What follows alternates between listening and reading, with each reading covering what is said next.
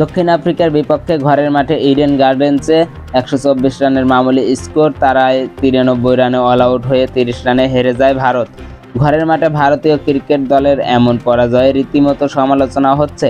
Eden টেস্টের প্রথম ইনিংসে 159 রান করা দক্ষিণ আফ্রিকা দ্বিতীয়বার ব্যাটিংয়ে নেমে করতে পারে 153 রান, আর প্রথম ইনিংসে 189 রান করা ভারত 124 রানের লক্ষ্য তারায় 93 রানে অল আউট হয়। দক্ষিণ আফ্রিকার বিপক্ষে ঘরের মাঠে এমন লজ্জাজনক হারে ক্ষুব্ধ ভারতীয় সাবেক তারকা স্পিনার হরভজন সিং।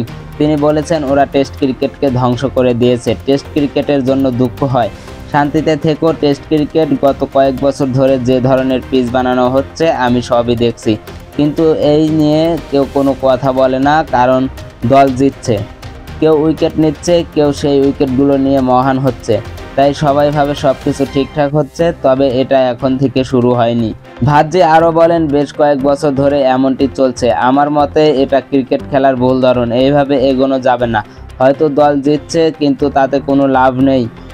এইভাবে ক্রিকেটার হিসেবে উন্নতি করা সম্ভব নয়। তাই আমার মনে হয় এবার এটা নিয়ে ভাবার সময় হয়ে গেছে। এমন পিচে নিজেদের ব্যাটাররাই জানে না কিভাবে রান করতে হবে, কিন্তু দেখানো হচ্ছে তারা জানে। সবাই যদি পিচের জন্য আউট হয় তাহলে যোগ্যতা নিয়ে প্রশ্ন ওঠে। ইডেন টেস্টে 3 দিনে শেষ হওয়ার পিচ নিয়ে সমালোচনা হচ্ছে। এ ব্যাপারে ভারতীয় দলের কোচ গৌতম গম্ভীর বলেন, এটা কোনোভাবেই খেলতে না পারার পিচ নয়। আমরা যেমন পিচ চেয়েছিলাম ঠিক তেমনটাই তৈরি হয়েছে।